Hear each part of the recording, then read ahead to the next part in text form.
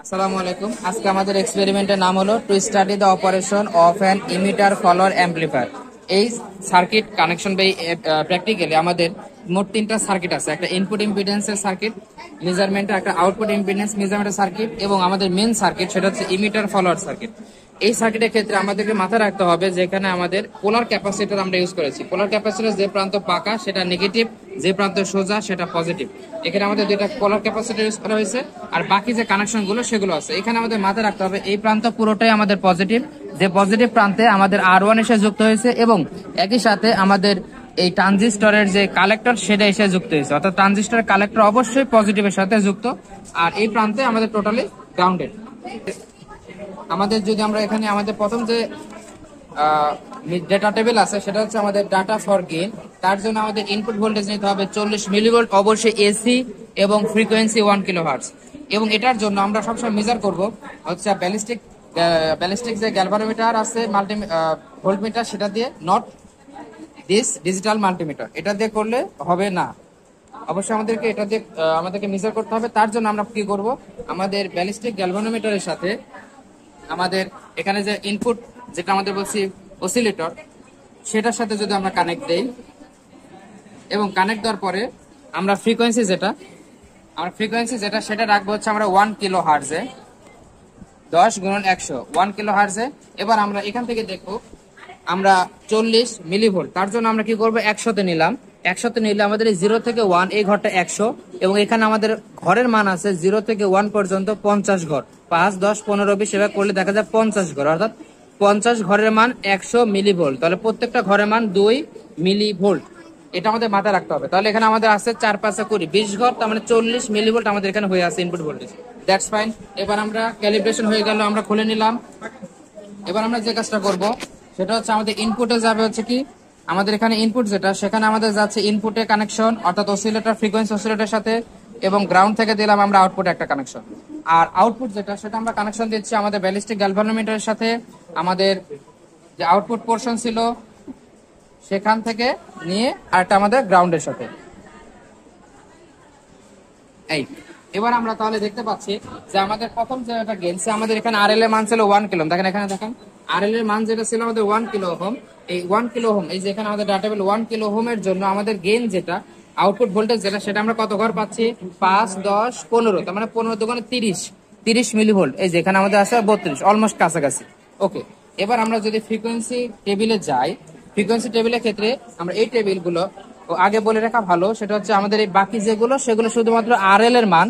RL বলতে আমাদের এই সার্কিটের, এখানে দেখেন আমাদের সার্কিটের এই মানটা জাস্ট আমরা এই গেইনের বেলা যখন নিব তখন আমাদের আরএল এর মান চেঞ্জ করে একবার ওপেন সার্কিট, অর্থাৎ আরএল তুলে ফেলবো। তারপরে আমরা আরএল এর মান চেঞ্জ করে জাস্ট এখান থেকে আমাদের হচ্ছে আউটপুট গুলা মেজার করে নেবো।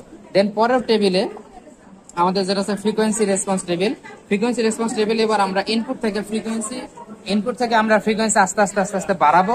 তার রেসপেক্টে আমাদের আউটপুট ভোল্টেজের মান কত আসে সেটা দেখবো। একটা 10 হার্টজের জন্য যদি আমরা দেখি, যে যেখানে দেখেন আমরা যখন 10 হার্টজ এখানে আছে, আমার ইনপুট আছে 10 হার্টজ। তার জন্য আমরা যে কাজটা করবো সেটা হচ্ছে যে আমাদের ইনপুটে যাবো 10 গুণন 1, তাহলে আউটপুট আমাদের পরিবর্তন কত হলো, কয় ঘর, আউটপুট হলো হচ্ছে আমাদের অলমোস্ট 6 ঘর। 6 ঘর মানে 6 দুগুণে 12 মিলিভোল্ট। এখানে আমাদের আসছে 15, অর্থাৎ হয়ে গেছে।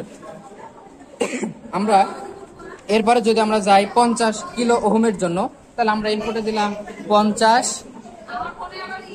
50 গুণন হচ্ছে কে, 50 কিলো। তাহলে আমাদের আউটপুটে পাচ্ছে হচ্ছে 5, 10, অলমোস্ট 15 দোকানে 30। আমরা এখানে পাচ্ছি তাহলে 30 মিলিভোল্ট। কিন্তু এখানে আমাদের একটা বিষয় মাথায় রাখতে হবে, আমরা এর আগে যখন ক্লাসে আমরা এক্সপেরিমেন্ট করেছিলাম, সেই এক্সপেরিমেন্টের বেলায় আমরা কিন্তু এই আরএল এর রেসপেক্টে এখানে একটা আমরা ক্যাপাসিটি ইউজ করেছিলাম, কিন্তু স্যার লাস্টে আমাদেরকে বলেছে ট্রায়ালের সময় যে আমরা এই আরএল এর রেসপেক্টে কোনো ক্যাপাসিটি ইউজ করতে পারবো না, আমরা ভোল্টেজ মেজার করতে হবে আমাদের ব্যালিস্টিক গ্যালভানোমিটার দিয়ে। যার ফলে আমাদের এখানে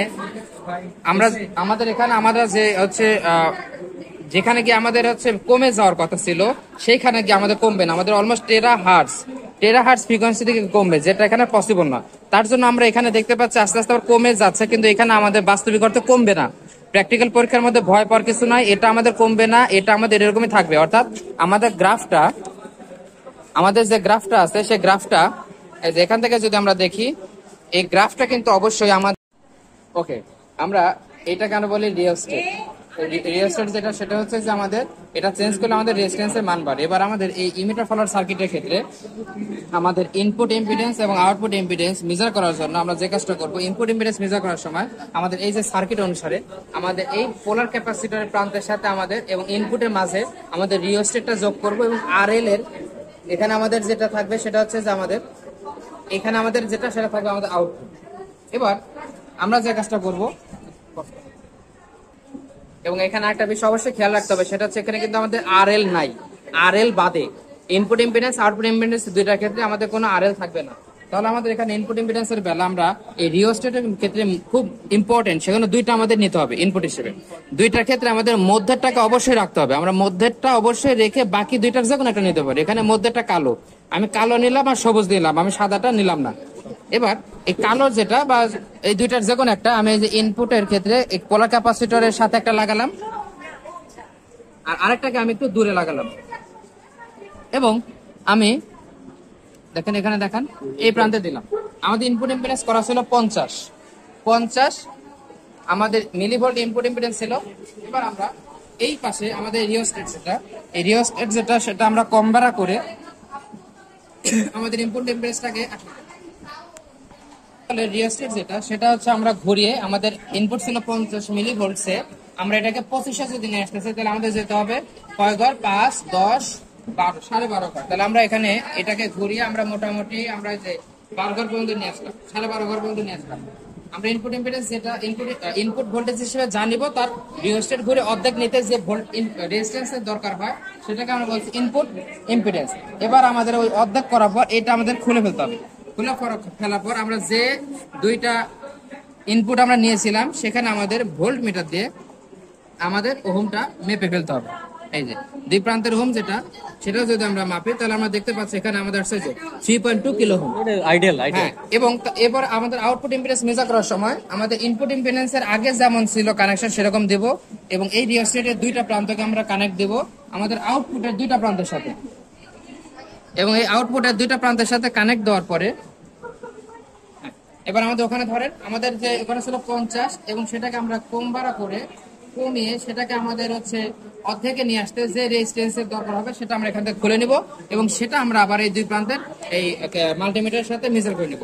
এখানে মাথা রাখার বিষয় যেটা অবশ্যই সেটা হচ্ছে যে আমাদের ইনপুট ইম্পিডেন্সের মান যেটা সেটা আসবে হচ্ছে আমাদের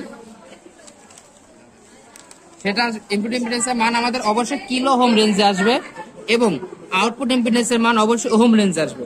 আমাদের যদি দুই রেঞ্জটা মেনটেন করে তাহলে ঠিক আছে। ইনপুট ইম্পিডেন্স অবশ্যই কিলো ওহম রেঞ্জে, আউটপুট ইম্পিডেন্স অবশ্যই শুধু ওহম রেঞ্জে। ধন্যবাদ।